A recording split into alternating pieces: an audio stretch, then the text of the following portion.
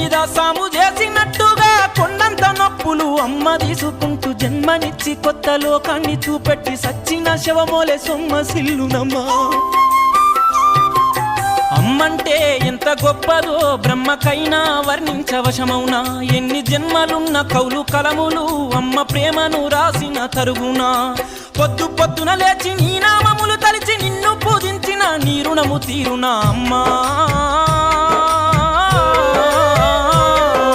కమ్మనైనా అమ్మ పాట వింటే ఎంత మధుర